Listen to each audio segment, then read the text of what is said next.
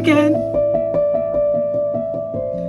Well, I just wanted to say a big thank you to all of you for the lovely welcome back I received on last week's video after my weeks long absence, or months actually, from YouTube. And like you saw last week, I bought a few pieces which have to be put away. And by the way, also thank you, I passed 6,000 subscribers. That's just unbelievable. And thank you so much, all of you, and for watching my videos and for subscribing and leaving comments and likes.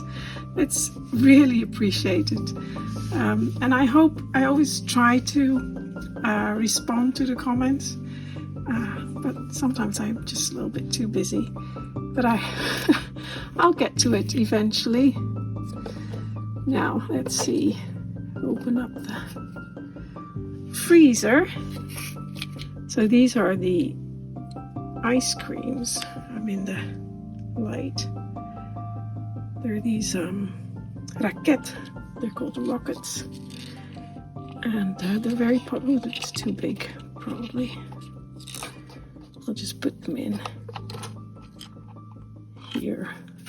And a pizza, of course. Frozen pizza. Oh, there's my light. There we go. Beautiful fridge freezer. I love this one. Still have plenty of room in there. Let me just grab my camera. Look at that beauty.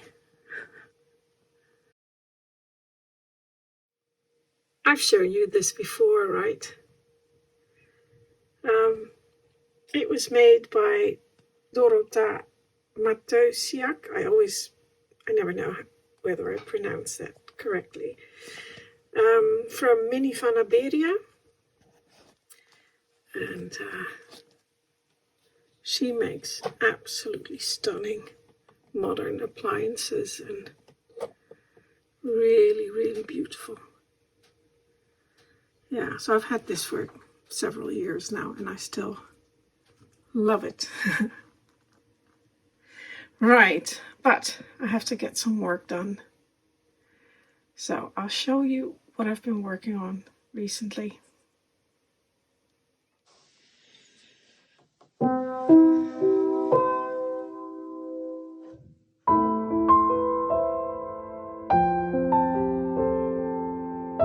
Well, as you could probably tell, I do not play the piano. I did take lessons when I was a kid, but that's such a long time ago. I never really took to it. I didn't like studying, so my teacher was such a boring, he had such boring music. I think if he would have, given me fun music to play, interesting music that I liked, I would have continued, but I never did. So I still have a piano though. That actually is the one that I studied on when I was a kid. So I still have it. Anyway, but I needed some ebony. So I took the keys off my piano.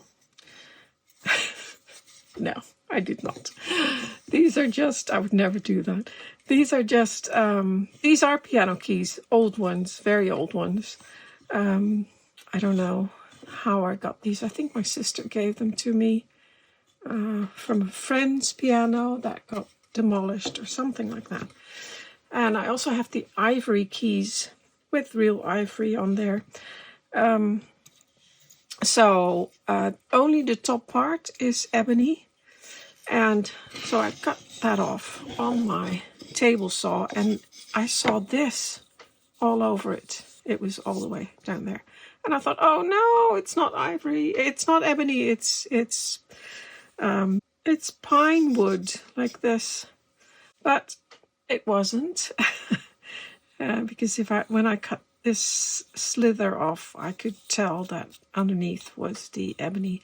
And it looks a bit brown, but it happens sometimes. You get different. Sometimes it's more gray, and maybe it's because it's a little bit dry. Here you can, I have a piece of ebony here that I used for another project. And if you look closely, it's a bit brown as well. And sometimes it's a bit gray. It does have some flames here and there. But this is old, very old. And you might, I may, if I put some oil on it or wax, it might get darker. So,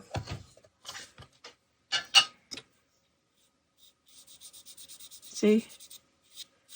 Now it's a bit red. Put some. So,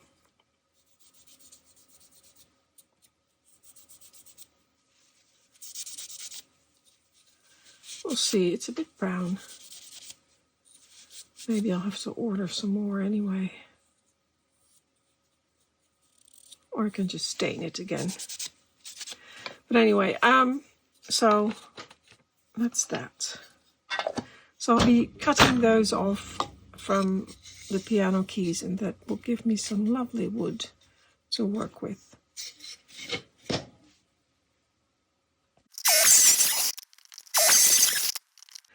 I just wanted to show you the difference in these 7 pieces. These are nice and black, and these are all gray. They're a little bit wet because I washed them. Because they've been in storage for a long time, and there was some dust and stuff on there, quite sensitive to dust. But anyway, big difference in color. And it depends on the tree and the species of the tree and where it's from. So, but it is all ivory. And ivory basically isn't really black, it's brown, but it's such a dark brown that it almost, especially when it's polished, it looks black. So, but these are more gray than black. Anyway, I'll use them. I'm going to make them square now because I need like about 1 by 1 centimeter square, a little bit less. The dust is making me sneeze, sorry. I'm quite sensitive to dust, and so all the woodwork, it's not really good for me, but I try to keep the dust to a minimum. Anyway, I'm going to make these square, and then, because they're going to be table legs, so I only need 4, but I usually make a few more just in case I mess up, and then I'll have 1 extra. Well, I've cut them all square, not the ends, but that doesn't matter. Just and you can see some of them are really light, but as you can see here, this one's quite light. Then I did that before. If you start polishing it, it goes darker. And it is so smooth. It's so soft and smooth. It's just unbelievably nice. Really, really nice. So I thought I may have to stain it. And this one's still, well, a bit light. I don't have ebony stain, but I'll have to buy them some. But I just want to see whether it will take a stain. And if not, I'll have to, because it needs to be black. Oh, I can hardly open these tins. It's so stuck.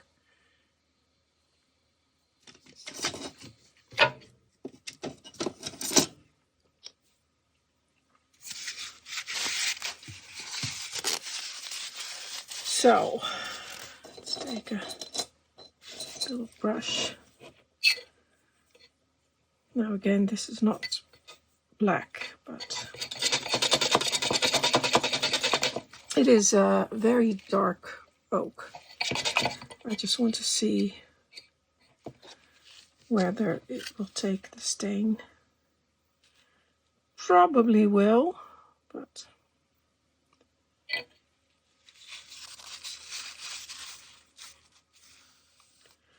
yeah, it does take stain. It's quite nice. Of course, it has to be black, but I was wondering, it does look like ebony, but also it kind of looks like maybe it's rosewood or something. But I wondered, why would they use that on piano keys? Because this is, well, I just stained it brown, but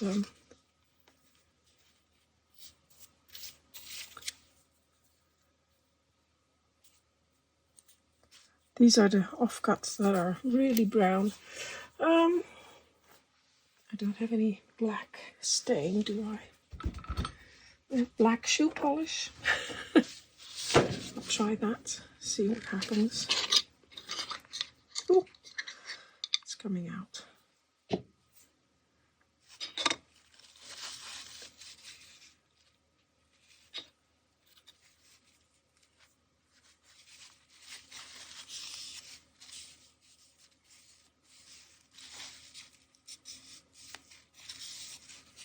Very nice. It's very dark brown, dark brown.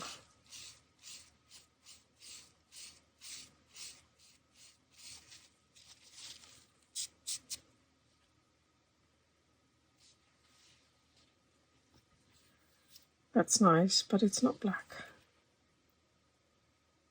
But it is very nice.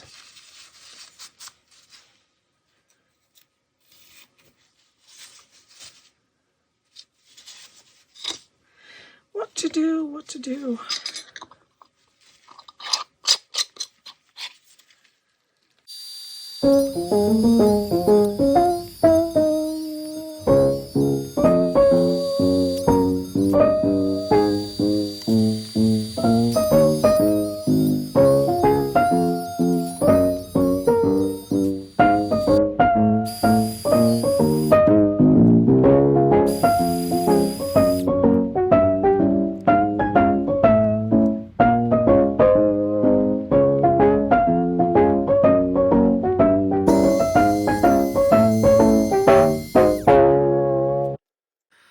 And because this cut has a beginning and an end, and I want every cut to be on the same, at the same point, I've made a stop here.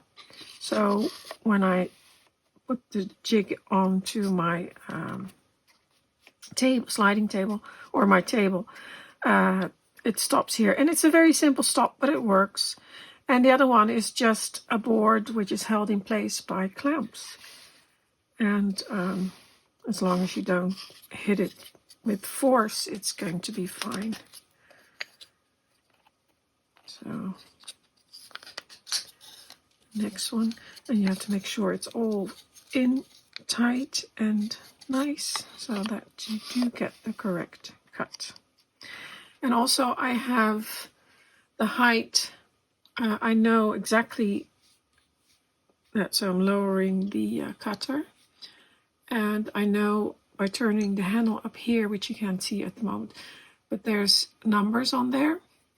And mine is, the stop is at 8 or 0.8, and that's where I start the cut. That's how deep it goes. So every cut has the same depth as well. So it's correct.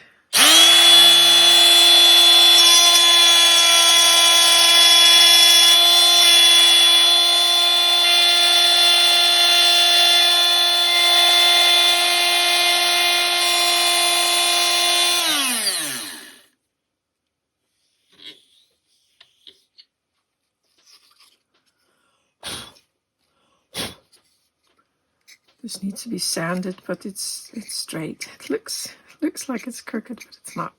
It's straight. Now the tricky bit is going to be the next one, because that has to meet up here. I'm trying to get that the same. Oh well, that's for later today.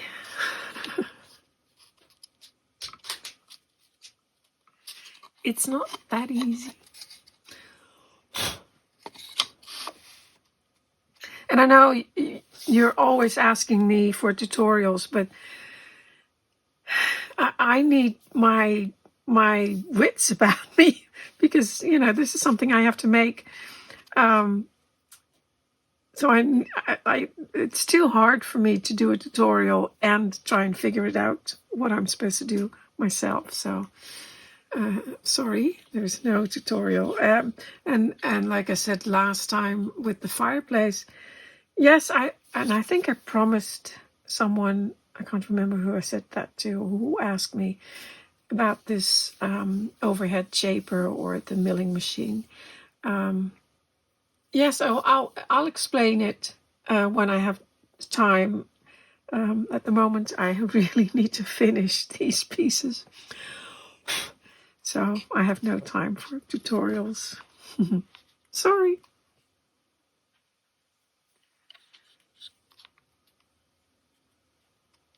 Just checking everything.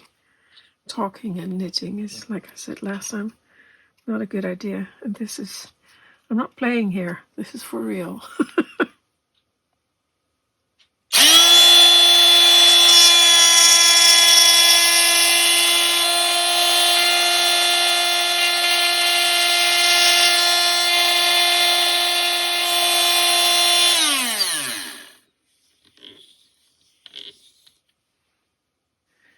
I made some feet for my table legs. So they're going to go like that in there. My hands are really dirty because I've been working with the silver. But I still have to polish them. And I forgot to film how I made them. But I used, for the bottom part, I used silver, thick silver, 1.5 millimeters thick. And then for the top, I used this square tubing, cut that into sections, and then made it nice and flat and cut a beveled edge on the bottom piece. And then I soldered them onto the square bits onto the bottom piece, which was quite tricky because the silver wants to move sometimes when you put when you try to solder them, and of course it had to be in the middle. So yeah, that was hard. Well, I always say that, but basically nothing is easy. It's never easy, even though I have made this type of table before years ago, and then I made a wooden mold in this similar shape, and I sent it off to a casting company, a casting in that they cast silver, not casting for a movie or a musical career or something like that. So, and then it's all solid silver. This time I made it all myself, and I thought it would be better to make it like this so I can insert the table leg into the so it's stronger. Basically, I don't need a pin, and and now I have to polish it. It's almost finished. I have to polish them, and then I can glue them onto the table legs, and I can finish the table. I'm pretty pleased with this, to be honest. So I've set up my polishing machine, and I have put a cardboard box behind it, an old shoebox, because it usually gets very messy, and this way some of the let's say debris that flies around, the box catches them. And also, because it's so small, it's quite difficult to hold on to it. and sometimes you lose grip and it just sort of crashes to the back. And if you have a box or something to catch it, it won't fly out into the room, and it'll be lost forever.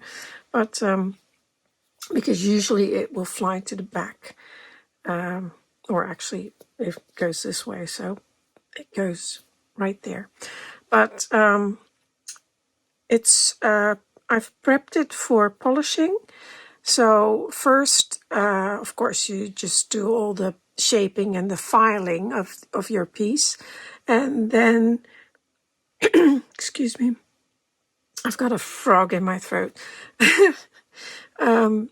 After the filing, you start preparing for polishing with some sandpaper sticks, and the sandpaper gets finer and finer. And I think I used 1200 grit as the last one. And now I'm going to do the first polish, which is on this wheel, and that's with this polish, which is called Tripoli. And it's a coarse, it's not coarse at all, of course, because it's very fine. But it's coarser than the final polish, which is done on this side with the red one. And that one has rouge. It's called rouge, this polish. So that's what I'll do. And you'll probably get very dirty, so you might want to wear a mask. I'm not doing that because my glasses fog up, but yeah, we'll see. And in between, you're not supposed to mix the two, so never put the Tripoli on the rouge wheel, or vice versa. Actually, I don't know if it matters that much if you put that one on here, but that one, the gray one, should never end up on the red rouge wheel. And if you've used rouge on your piece, Tripoli on your piece, then you'll have to clean it before you polish it on with your rouge. So we'll first do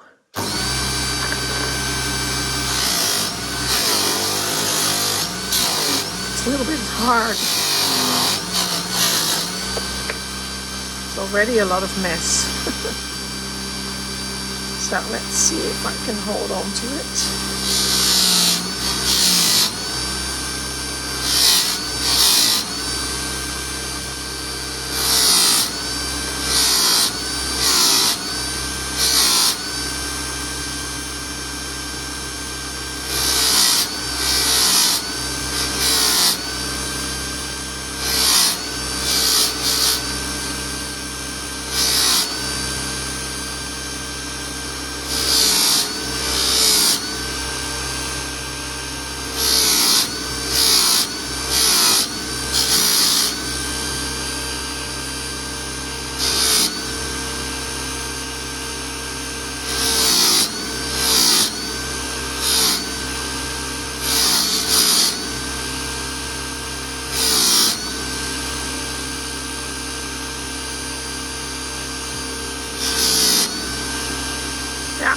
Looks very nice.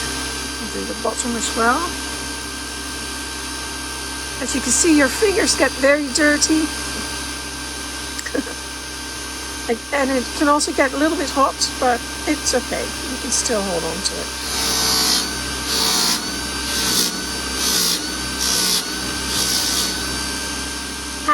Hot. Look at that. Lovely.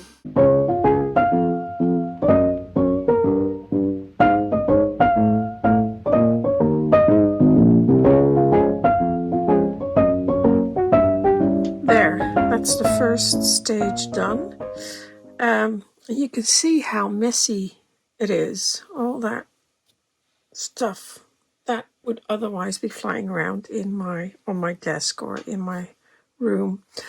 And of course, the fingers and everything's really dirty.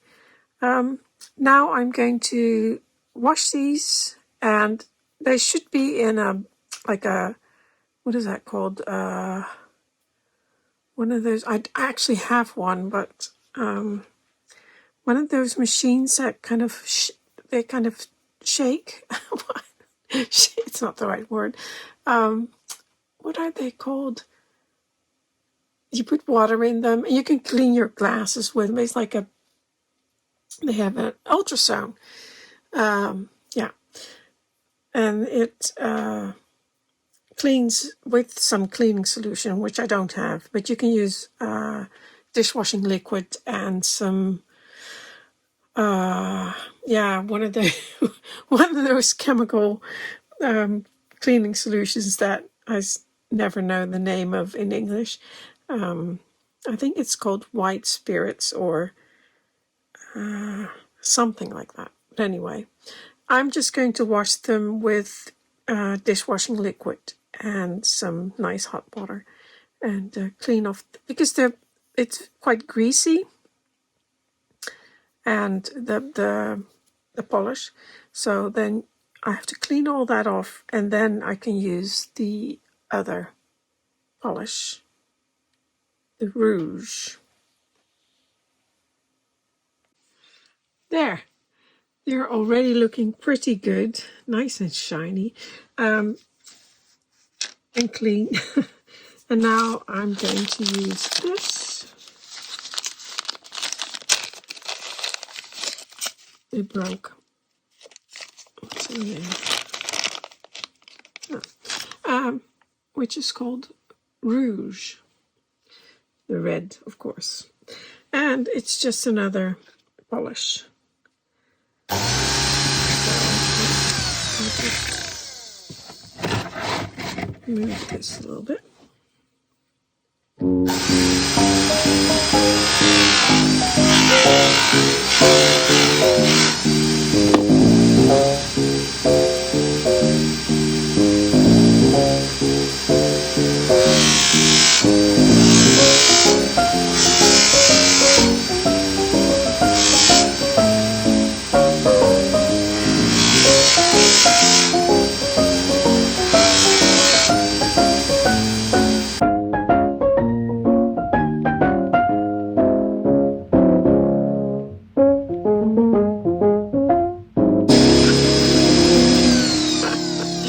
Black nail polish.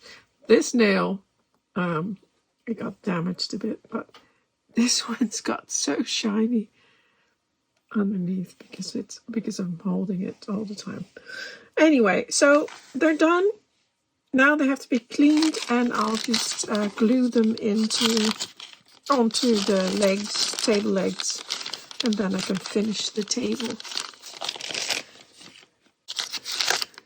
Yeah, but all of these techniques, basically everything I know about making silver and metal and a lot of my woodworking techniques were taught to me by Jens Torp during the classes I took with him.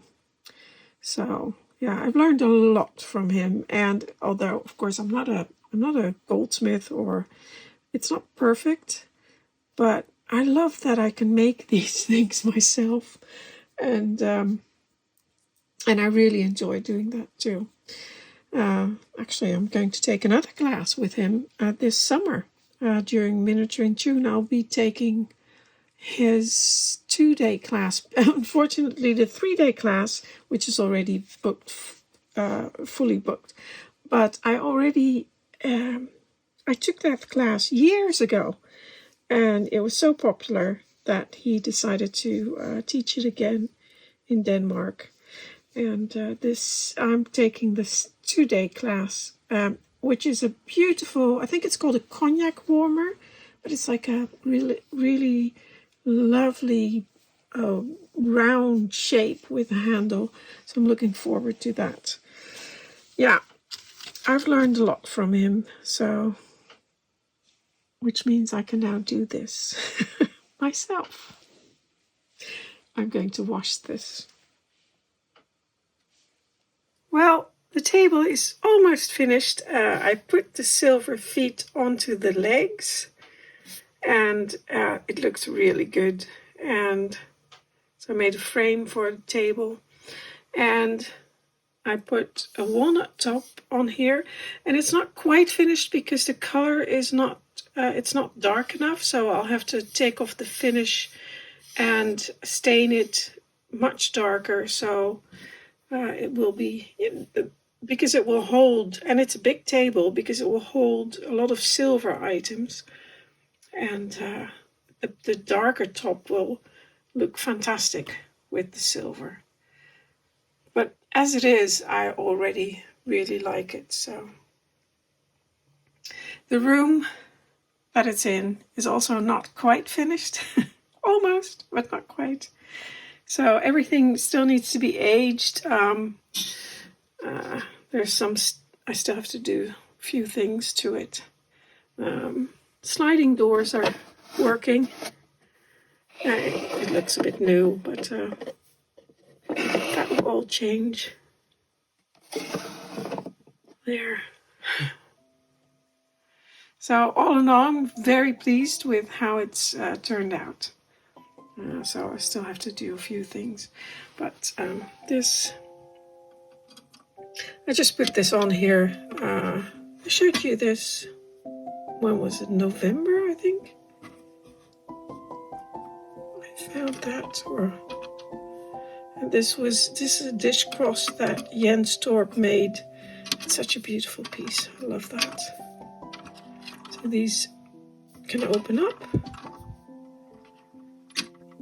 depending on how big your dish is, and this slides. Again, you can slide that in or slide it out, make it bigger. Tough to do with one hand as usual. There, so I just put that on here for just to give an idea of what it will be like once it's all filled with beautiful silver pieces.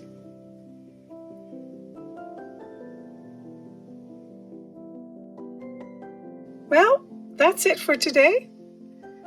I gave you a little peek into what I've been doing these past few months, and I know these woodworking videos are not for everyone, but still, I hope you enjoyed it. Thank you for watching. Until next time.